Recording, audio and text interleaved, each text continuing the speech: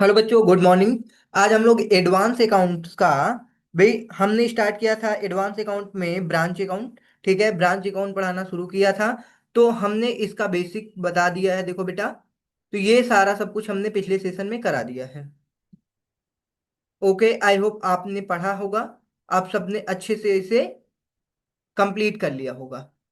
चलो अब हम लोग आगे देखेंगे भाई हमने क्या क्या बताया, देख लो एक बार।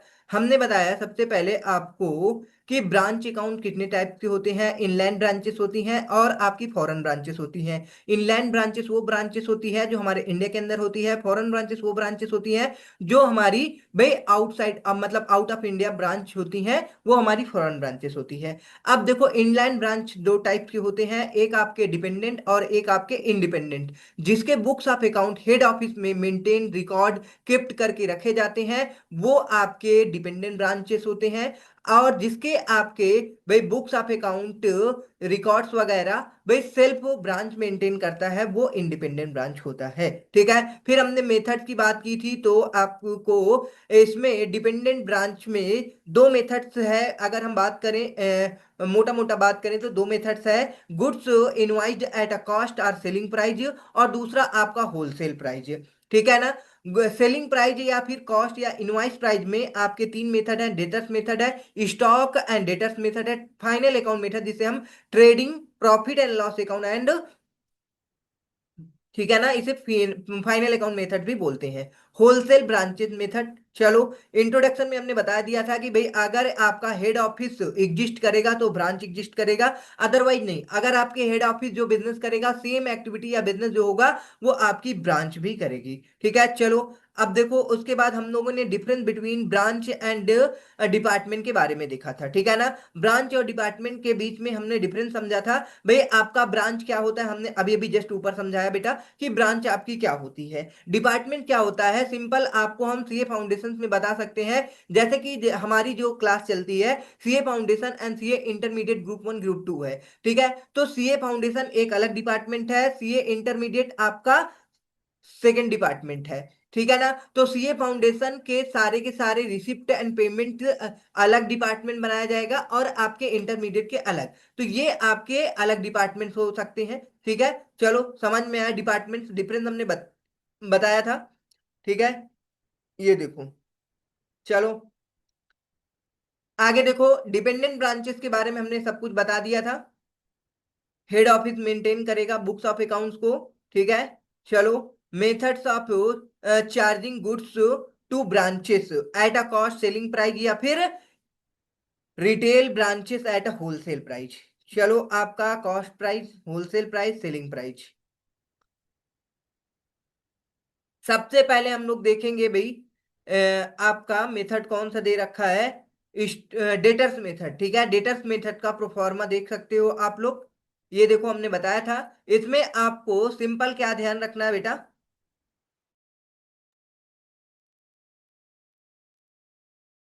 ये देखो प्रोफार्मा में अगर हम मोटा मोटा बात करें तो आपको याद रखना है कि भाई कोई भी ब्रांच है, इसका सारा का सारा ओपनिंग स्टॉक्स इधर आ जाएंगे बेटा। ये देखो ओपनिंग स्टॉक्स दे रखे हैं। ठीक है ना। ब्रॉड डाउन हमने कर दिया पिछले साल के सारे ओपनिंग स्टॉक्स को, सॉरी असेट्स को। हम लोग क्या करेंगे यहाँ पे, असेट नहीं बेटा, स्टॉक नहीं, असेट्स आएगा। ठीक है, चलो हम सारे के सारे ओपनिंग असेट को क्या करेंगे, ब्रॉड डाउन करेंगे। असेट में आपका स्टॉक आएगा, डेटर्स आएगा, पीटी कैश फिक्स्ड असेट आ जाएगा, प्रीपेड एक्सपेंसेस आ जाएंगे। ठीक है, ये हमारे क्या है, ओपनिंग असेट्स है, ओपनिंग असेट्स है। और जस्ट इसके अपोजिट में आपका क्लोजिंग असेट्स आएगा। ये देखो बेटा, ये देखो क्रेडिट डाउन है, क्लोजिंग असेट दे रखा है सारा का सारा, ये आपका क्लोजिंग एसेट्स होगा। ठीक है, चलो और इधर साइड आपका क्या आएगा भाई, to balance by balance, by balance brought down आएगा, ओपनिंग लायबिलिटी आएगी। क्या आएगी, ओपनिंग लायबिलिटी आएगी। और इधर साइड आपकी क्लोजिंग लायबिलिटी आएगी। ठीक है ना, टू क्लोजिंग लायबिलिटी आएगी। चलो ये तो आपके पिछले ईयर्स के जो भी ब्रांच के क्या हुए हैं भाई, जैसे पिछले साल का बचा हुआ असेट्स है, हम लोग क्या करेंगे, ब्रॉट डाउन कर देंगे। फिर उसके बाद आपकी ओपनिंग लायबिलिटी है, ब्रॉट डाउन कर दिया। फिर हम लोग क्या करेंगे, देखेंगे भाई कि आपका जो हेड ऑफिस होगा वो अगर ब्रांच को क्या है, गुड्स की क्या है, भाई गुड्स की रिक्वायरमेंट है तो गुड्स सेंड कर देगा। अगर और जो खर्चों को मीट करने के लिए पैसे की कमी है तो पैसे भेज देगा, ठीक है ना। तो ये आपका टू बैंक यहां नहीं रहेगा बेटा, टू बैंक यहां कर लो आप, ठीक है ना। टू बैंक यहां आएगा, इसे काट दो, ठीक है। तो देखो भाई इसमें क्या किया गया, हेड ऑफिस जो भी चीज भेजा है हमने क्या किया, ब्रांच अकाउंट के साइड डेबिट साइड हमने लिख दिया है। अब बेटा बिजनेस करेगा ब्रांच, ब्रांच बिजनेस करेगा, जो भी पैसा आएगा डायरेक्ट ये साइड से क्या कर दिया जाएगा, ये बाई रिटर्न यहां नहीं आएगा, बाई इधर आएगा, ठीक है, by return to head office, ठीक है ना। गुड्स भेजेंगे तो क्या होगा, to goods and to branch. अगर सपोज कोई गुड्स क्या है, डिफेक्टेड है या फिर हमें नहीं चाहिए, तो हम लोग क्या कर देंगे, by return to head office कर देंगे। और देखो हेड ऑफिस हमको क्या करता है, जब कैश भेजता है, पैसे भेजते हैं किसके लिए भाई, एक्सपेंस के लिए, तो हम लोग डेबिट साइड शो करते हैं। और जब ब्रांच प्रॉफिट अर्न करता है, पैसे कमा लेता है, तो वो क्या करता है, कैश रेमिटेंस कर देता है, हेड ऑफिस को सेंड कर देता है। तो आपको प्रोफॉर्मा भाई बहुत अच्छे से समझ में आ गया होगा। चलो आगे हम लोग देखते हैं भाई इसमें क्या क्या दे रखा है। आपको ये एक एग्जाम्पल दे रखा है, एग्जाम्पल हमने करा दिया था, ठीक है। चलो एग्जाम्पल हमने कराया था, बहुत simple, example number 2, example number आपको 3 हमने बता दिया था, ठीक है। चलो देखो एक क्वेश्चन दे रखा है इलिस्ट्रेशन नंबर 1 का ए, ठीक है ना। अब इसमें क्वेश्चन किससे रिलेटेड है, मतलब कि Buckingham Bros Bombay have a branch at a Nagpur, इसकी ब्रांच कहाँ है बेटा, नागपुर में है। They send goods at a cost to their branch at a Nagpur, ठीक है ना। मतलब कि भाई एट अ कॉस्ट क्या भेजा जा रहा है, eight a cost good send किया जाएगा हेड किसको, ब्रांच को। चलो अगर आपकी ब्रांच डायरेक्ट परचेज करती है तो उसका पेमेंट हेड ऑफिस करेगा, ठीक है ना। चलो याद रखना अगर कोई डायरेक्ट परचेज होगा बेटा तो हम लोग क्या करेंगे उसको टू प्रोफार्मा याद होगा बेटा, बैंक में इधर साइड शो कर देंगे डायरेक्ट परचेज, क्या कर देंगे, डायरेक्ट परचेज। क्योंकि भाई पैसा भेजे या फिर क्या करे, आप डायरेक्ट उसे परचेज कर लो और जो पैसा भेजा है उसमें शो कर दो। चलो आगे देखते हैं, the daily collection transfer to the from the branch to head office, मतलब ब्रांच के पास जो भी कलेक्शन आएगा या फिर कैश सेल करेगा तो उसको क्या करेगा, वो हेड ऑफिस को ट्रांसफर करता जाएगा। चलो आगे देखो बेटा क्या दे रखा है, ये क्वेश्चन दे रखा है।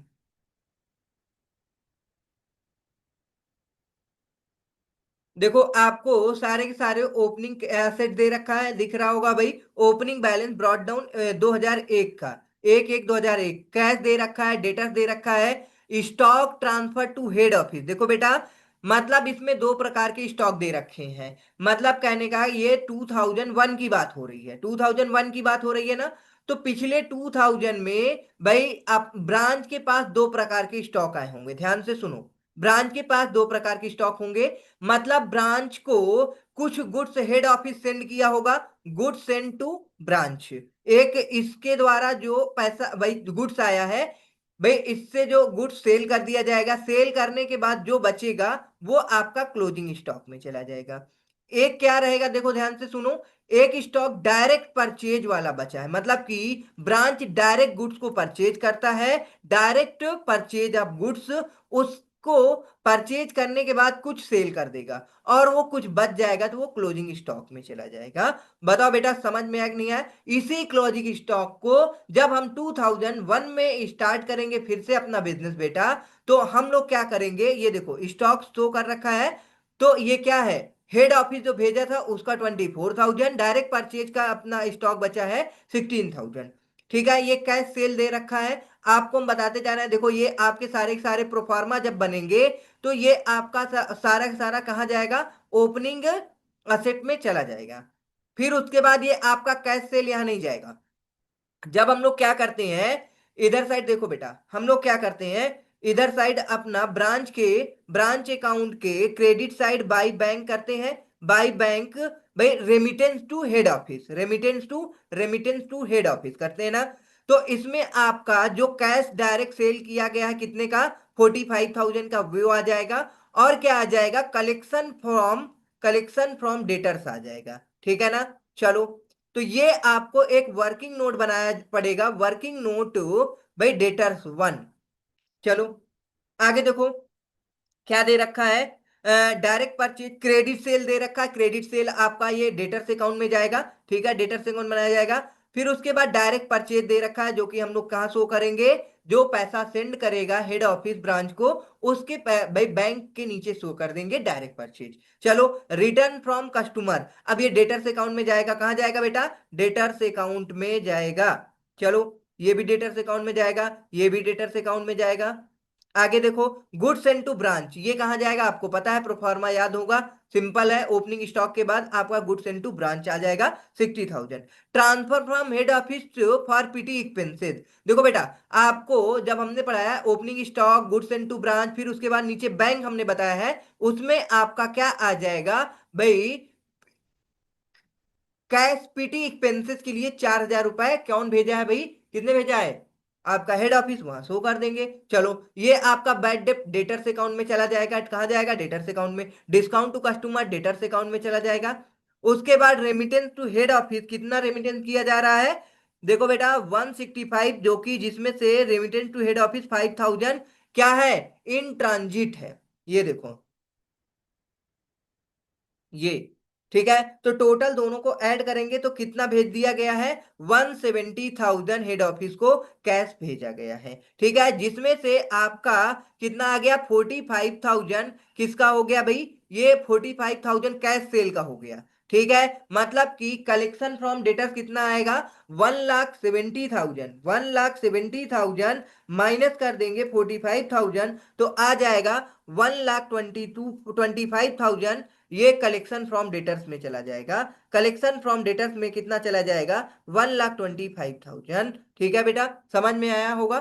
चलो आगे देखो, आपके सारे के सारे ये एक्सपेंसेस दे रखा है, branch expenses directly paid by head office, तो ये कहाँ शो किया जाएगा, 30,000 टू बैंक, यहाँ पे देखो बेटा 30,000, ये यहाँ पे आपको प्रोफॉर्मा हमने बताया था, टू बैंक में सारे एक्सपेंसेस चले जाएंगे यहाँ पे, ये देखो, ये देखो बेटा, ये यहाँ पे टू बैंक लिखा हुआ है, सैलरी, रेंट, सन्ड्री एक्सपेंसेस, और जो भी नीचे आएंगे सारे के सारे एक्सपेंसेस यहाँ पे शो किए जाएंगे। जो पीटी एक्सपेंसेस के लिए भेजा गया है, डायरेक्ट परचेज के लिए पैसा भेजा गया है, ये सारे के सारे टू बैंक में शो कर दिया जाएगा, ठीक है। चलो आगे देखो, हाँ, तो ये आपका डायरेक्ट एक्सपेंसेस चला जाएगा। उसके बाद क्लोजिंग असेट दे रखे हैं, ठीक है ना, क्लोजिंग असेट दे रखे हैं, ये सारे के सारे क्लोजिंग असेट्स हैं। क्या दे रखा है, स्टॉक दे रखा है, दो प्रकार के स्टॉक होंगे, जैसे कि हमने ओपनिंग स्टॉक में देखा था, डायरेक्ट परचेज के stock and transfer from head office का। इन दोनों को एक साथ भी दिखा सकते हो, अलग अलग भी दिखा सकते हो। डेटर्स नहीं पता, आप डेटर्स अकाउंट बनाओगे, आराम से निकाल लोगे डेटर्स अकाउंट बना करके, ठीक है ना। चलो, फिर उसके बाद इम्प्रेस कैश, भाई इम्प्रेस कैश आपका यहाँ पे 2,000 दे रखा है, इम्प्रेस कैश अकाउंट बनाओगे, देखो पीटी कैश या इम्प्रेस कैश अकाउंट बनाओगे, तो आपका पीटी कैश अकाउंट में क्या होगा, देखो भाई आपका टू बैलेंस ब्रॉट डाउन कितना आया है, बैलेंस ब्रॉट डाउन कितना है, 2,000, 2,000 है बेटा। फिर आपको हेड ऑफिस भेजा है कितने का, हेड ऑफिस 4,000, ठीक है। और बाद में ये देखो, transfer from head office for PT cash expenses, okay. चलो, आपने पीटी कैश एक्सपेंसेस टोटल 4,000 का कर दिया, मतलब कि बाय एक्सपेंसेस कितना किया आपने, बताओ बेटा, पीटी कैश एक्सपेंसेस 4,000 हो गया, तो आपका क्लोजिंग कितना बचेगा, टोटल 6,000 था, 6,000 में से आपका कितना आएगा, बाय बैलेंस क्रेडिट डाउन कितना आएगा, 2,000, तो यहाँ पे कितना आना चाहिए भाई, ये यहाँ पे 2,000 आएगा। ये वर्किंग नोट टू है, ये वर्किंग नोट वन बना लो, ये वर्किंग नोट टू कर लो, ठीक है। डेटर्स अकाउंट बनाना आता ही होगा, नहीं आता है तो बताओ तो भाई बता दे, ठीक है। चलो, डेटर्स अकाउंट देखो बना देते हैं साइड में, मेन मेन टॉपिक बता दे रहे हैं भाई, फिर आप क्या करना, घर पे ट्राई करना, हो जाएगा। चलो, डेटर्स अकाउंट देखो कैसे बनेगा, डेटर्स अकाउंट,